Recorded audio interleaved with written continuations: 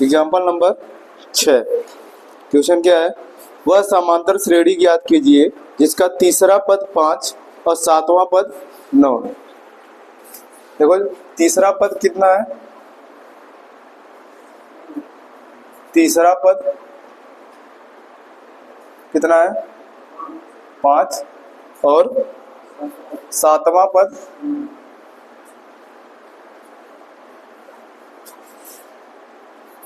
कितना है? 9। सिर्फ यही चीज क्वेश्चन में दिया गया है, पूछा गया है तो समांतर श्रेणी क्या होगी। ठीक है। अच्छा एक चीज बताओ, तीसरा पद का मतलब क्या हुआ? T3 हुआ, यही तो बताया था। बराबर है कितना दिया है? 5। सातवां पद का मतलब क्या हुआ? T7 एंड T7 बराबर। ठीक है। अब फार्मूला क्या होता है? A plus n-1 into D, यही होता है ना। हमको A का मान तो नहीं पता है, A प्लस n तो यही 3 है, तो 3 माइनस 1 इंटू डी बराबर 5, यही तो होगा। Tn का फार्मूला क्या होता है? Tn का फार्मूला होता है A plus n-1 into D. ठीक है। हमको इसमें सिर्फ n का मान पता है, क्योंकि यही तो n है, यही n है तो यहाँ पर यही n होगा।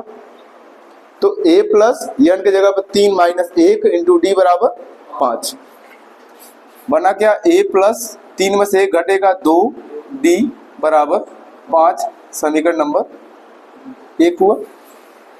सेम इसी प्रकार से इसको सॉल्व करेंगे, क्या होगा?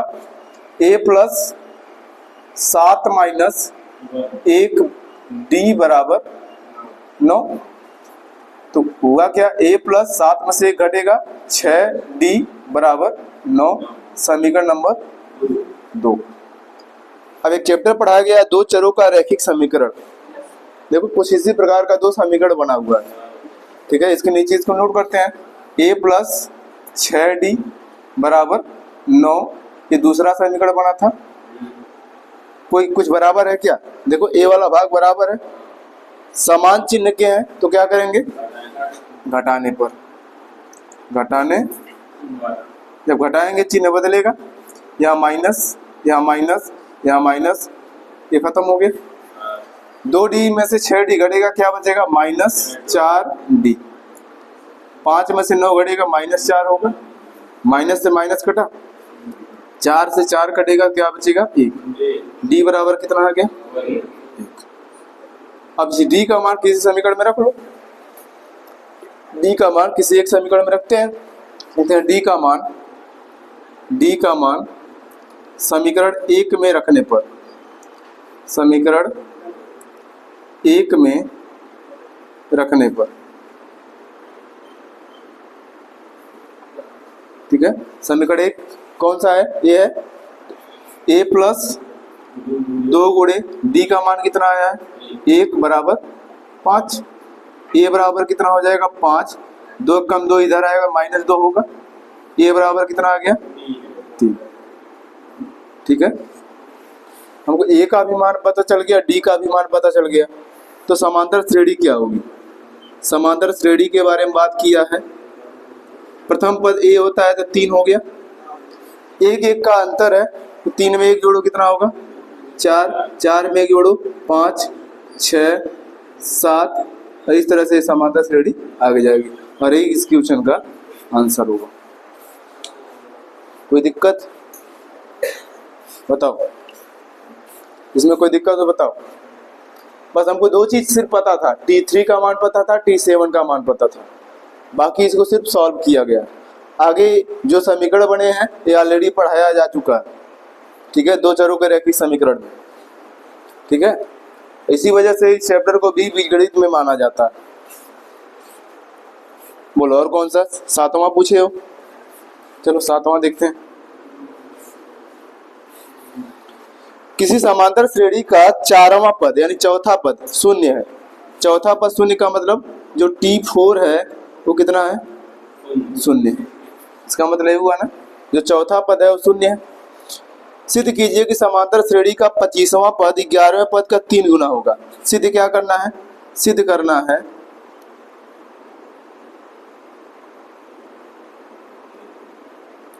सिद्ध करना है क्या, जो 25वां पद होगा, 25वां पद का मतलब क्या हुआ, टी 25 जो होगा वह 11वें पद का 3 गुना होगा, यानी 3 गुणे 11वां पद, 11वां पद का मतलब टी 11, इन दोनों को बराबर सिद्ध करना है। ठीक है, पहले इसको सॉल्व कर लेते हैं। टी 4 का मतलब क्या होगा, a plus 4 minus 1 into D बराबर 0, हुआ क्या, a प्लस 3d बराबर 0, समीकरण नंबर 1 तैयार हुआ।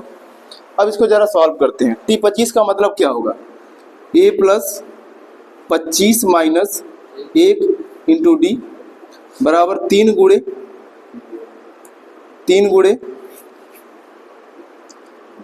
a plus 11 minus 1 into D,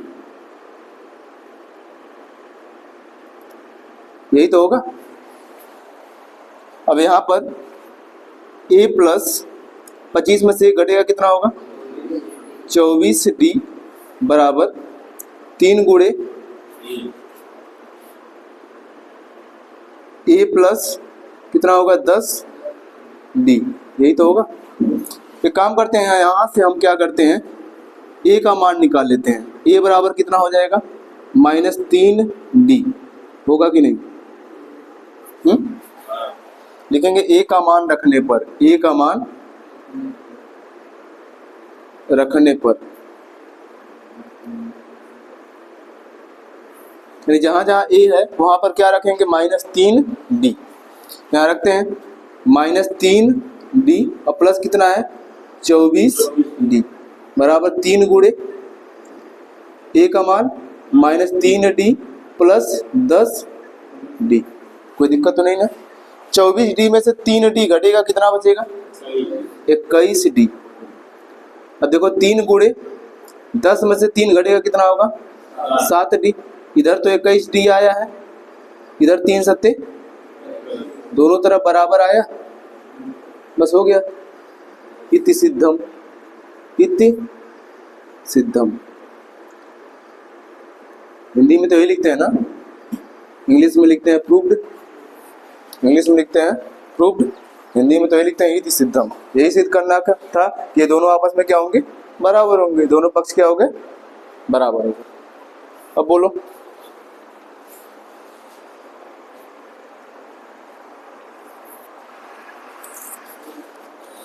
और कोई, कौन सा 13वां एग्जाम्पल, चल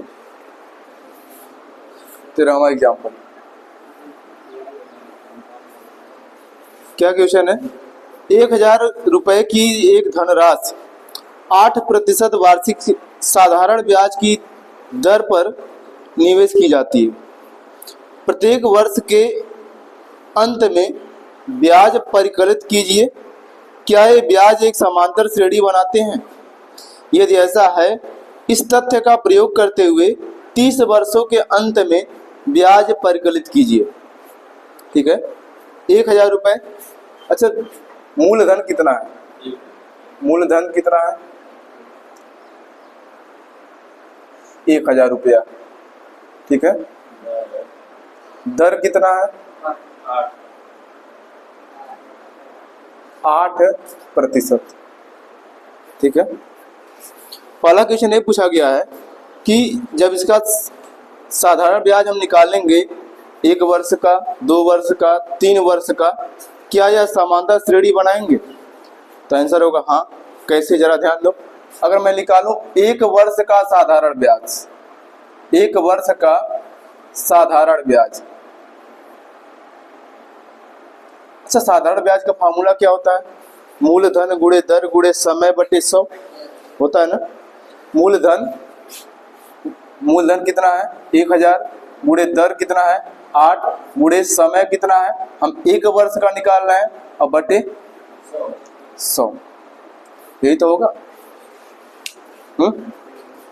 जब इसको काटेंगे कितना होगा, 0 से 0 कटेगा, कितना आ गया 10 8 80 रुपए। 1 वर्ष का साधारण ब्याज कितना आ रहा है 80 रुपए, 2 वर्ष का निकाल लेते हैं। 2 वर्ष का साधारण ब्याज, अच्छा 2 वर्ष का साधारण ब्याज क्या होगा? 2 वर्ष का साधारण ब्याज सिंपल सी बात है, अगर 1 वर्ष का 10 8 80 आ रहा है तो 2 वर्ष का 80 गुणे 2 होगा 160 होगा ना। 3 वर्ष का 80 गुणे 3 होगा 240। 4 वर्ष का 80 गुणे 4 होगा। इसका मतलब क्या बनेगा? समांतर श्रेणी बनेगा। क्या बनेगा? समांतर श्रेणी। किसका? ब्याज का। किसकी समांतर श्रेणी? ब्याज की। पहले वर्ष में कितना आया है? 80। दूसरे वर्ष में 160। तीसरे वर्ष में कितना आएगा? 240। और ये सीरीज कहाँ जाएगी? आगे तक बढ़ती रहेगी। ठीक है, क्वेश्चन में ही पूछा गया है ऐसे 30 वर्ष तक। 30 वर्ष ही पूछा गया ना। यदि ऐसा है तो इस तथ्य का प्रयोग करते हुए 30 वर्ष के अंत में ब्याज परिकलित करना है, यानी 30 वर्ष का ब्याज क्या होगा? आंसर तो 2400 आएगा शायद। ठीक है, लेकिन हमको ऐसे नहीं करना कि डायरेक्ट कर दो, हमको समांतर श्रेणी का सहारा लेना, इसका सहारा। 30 वर्ष का मतलब हमको क्या निकालना है? T30। क्या निकालना है? T30। ठीक है, T30 का मतलब क्या हुआ? A plus 30 minus 1 into D. अच्छा A का मान तो हमको पता है, कितना है? 80 प्लस 30 में से 1 घटेगा, कितना होगा? 29। D का मान कितना है? D का मान कितना है? A भी तो 80 है। ठीक है, अब यहाँ पर देखो दोनों में 80 कॉमन है ना, कॉमन है कि नहीं? देखो 80 इसमें भी 80 इसमें भी है। यहाँ क्या बचा? 1 और यहाँ क्या बचा? 29। तो 80 गुणे 29 और 1 कितना हुआ? 30। गुणा कर दो, कितना आ गया? 2400 रुपये। ठीक है, और ये क्या होगा? आंसर होगा। ठीक है, अब बोलो कौन सा?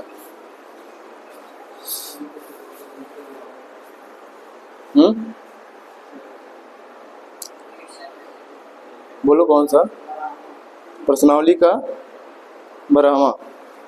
चलो, प्रश्नावली का है क्वेश्चन 12वां। कौन सी प्रश्नावली है? 5B।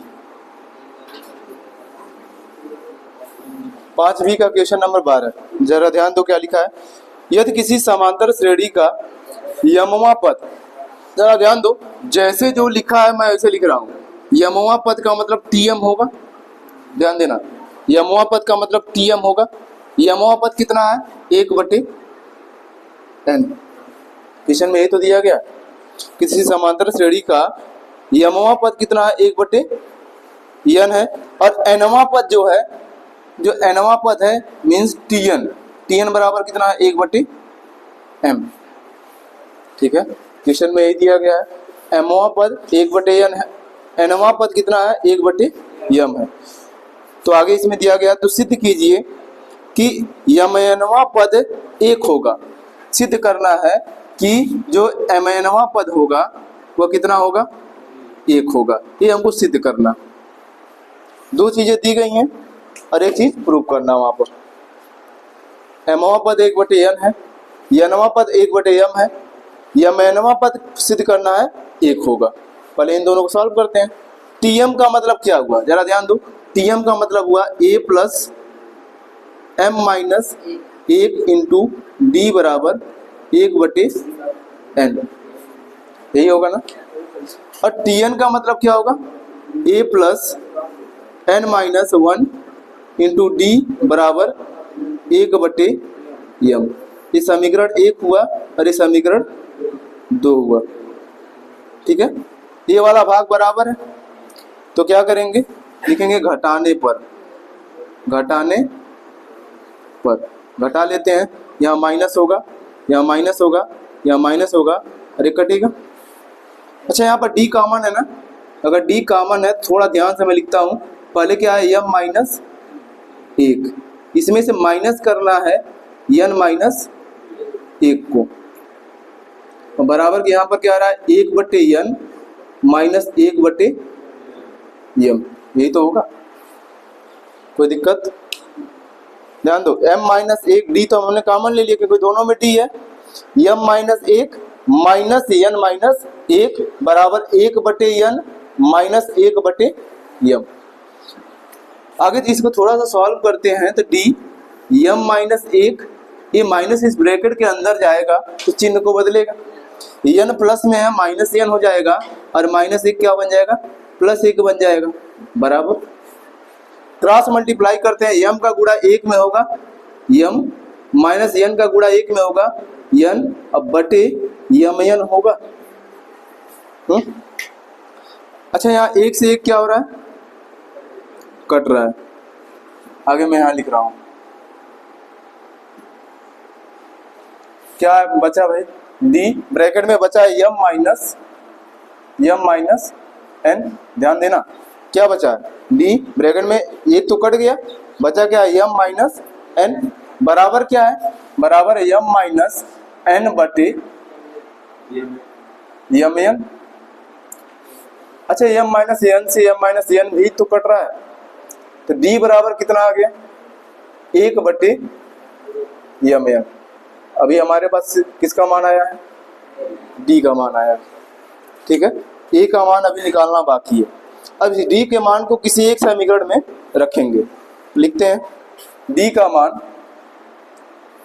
मान समीकरण किस में रखें, चाहे 1 में रखो चाहे 2 में रखो, मर्जी तुम्हारी, मैं 1 में ही रख लेता हूं। 1 में रखने पर a का मान भी वही आएगा जो d का है, ठीक है। अभी देखना जो d का मान है वही a का भी मान आएगा। रखते हैं मान a plus m minus 1, d का मान कितना आया, 1/mn, अब बराबर क्या है 1/n, ठीक है। हमने सिर्फ क्या किया, इस समीकरण में d के जगह पर हमने क्या रखा 1/mn, क्योंकि d का मान कितना आया है 1/mn। अब थोड़ा सा इसको सॉल्व करने की जरूरत है, a प्लस इस m माइनस n में दोनों का गुणा होगा m/mn माइनस 1/mn, अब बराबर कितना है 1/n। कोई दिक्कत तो नहीं ना। हमने क्या किया 1/mn का गुणा दोनों में किया, 1/mn का गुणा m में होगा तो m/mm, और 1/mn का गुणा माइनस 1 में होगा तो 1 माइनस 1/mn हो जाएगा। यहाँ देखो m से m कट रहा है, बचा क्या a plus 1/n minus 1/mn बराबर 1/n। कुछ कट रहा है क्या, अगर थोड़ा सा ध्यान दो 1/n और 1/n ये दोनों कट रहे हैं ना, ठीक है। a बराबर क्या हो जाएगा, ये माइनस 1/mn इधर आएगा, क्या हो जाएगा 1/mn। ये तो मैं स्टार्टिंग में ही बोला हूँ, जो d का मान है वही a का भी आएगा, ठीक है। लेकिन हमको मान किसका निकालना है, tmn का, हमको मान निकालना है tmn का। तो tmn का मतलब क्या होगा, tmn का मतलब क्या होगा, tmn का मतलब होगा a plus mn minus 1 into d, यही तो होगा ना। हमने सिर्फ n की जगह पर mn आएगा, फार्मूला वही है, फार्मूला सिर्फ यही है, बस जो यहाँ आएगा वो यहाँ आएगा, ठीक है। अब a का मान कितना आया है, a का मान आया 1/mn plus mn minus 1 into d का मान कितना आया है 1/mn। कोई दिक्कत तो नहीं ना। आगे फिर इसको सॉल्व करते हैं, 1/mn प्लस 1/mn का दोनों में गुणा होगा तो mn/mn होगा, mn/mn माइनस 1/mn, ठीक है। अच्छा ये देखो प्लस माइनस में तो कैंसिल हो गए, अरे इससे कैंसिल होगा, हमारे पास सिर्फ बचा क्या 1, अरे हो गया प्रूव्ड। बताओ कोई दिक्कत हो बताओ, बहुत अच्छा क्वेश्चन था, एक भी स्टेप गायब नहीं किया हूं मैं इसमें, हर एक स्टेप में लिखा हूं ताकि समझ में आए। बता रहा हूँ, पहले नोट तो कर लो, बताए कहाँ।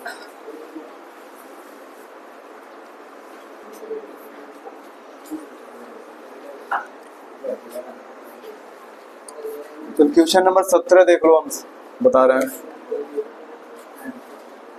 क्वेश्चन नंबर 17 ध्यान से देखो क्या लिखा है। n के किस मान के लिए दोनों समांतर श्रेणियां 63, 65, 67 और 3, 10, 17 के 99 पद बराबर हो गए। यहाँ दो समांतर श्रेणी दी गई है, दो समांतर श्रेणी है। एक समांतर श्रेणी एक की बात करें, वो दिया गया है 63, 65, 67, ठीक है। और एक दिया गया है 3, 10, 17, 3, 10, 17 ये सीरीज, ये समांतर श्रेणी 2 हो गई, ठीक है। एक चीज ध्यान दो, दोनों समांतर श्रेणी को अगर ध्यान से देखा जाए, ये समांतर श्रेणी बहुत स्लो जा रही है, 2-2 का गैप, और ये समांतर श्रेणी तेजी से आगे बढ़ रही है क्योंकि 7-7 का गैप है। तो सिंपल सी बात हो सकता है कि एक समय ऐसा है कि इनका कोई एक पद और इनका कोई एक पद बीच में बराबर मिल जाए, हो सकता है ना, सेम सेम हो सकता है। तो ये पूछा गया है कौन सा पद बराबर होगा, कौन सा पद बराबर होगा। अच्छा, अगर हम यहाँ कहें a बराबर कितना है 63 है और d बराबर कितना है 2 है, ठीक है। अगर हम यहाँ a बराबर कहें तो कितना है 3 और यहाँ d बराबर कितना है 7, इसमें तो कोई कंफ्यूजन होना नहीं चाहिए, ठीक है। पूछा गया इसमें कौन सा पद बराबर होगा, इसका मतलब इसका कोई पद होगा tn और इसका भी पद कोई होगा tn, आपस में क्या होगा बराबर होगा। अब इसके tn की बात करें तो क्या होगा a plus n minus 1 into D, इसका भी वही होगा। यहाँ पर मैं क्या करता हूँ, इसको कैपिटल लेटर में लिख देता हूँ, ठीक है, a और इसको d, a plus n minus 1 into D आपस में बराबर होंगे। यहाँ पर a का मान कितना है 63 plus n minus 1 into D का मान कितना है 2 बराबर, यहाँ पर a का मान कितना है 3, n माइनस 1 इंटू डी का मान कितना है 7, यही तो है। अब इसको सॉल्व करके n का मान सिर्फ ज्ञात करना है, याद करते हैं। 63, ये 3 ही साइड लेके आते तो क्या होगा -3 होगा, ठीक है। अब यहाँ देखो 7 n माइनस 1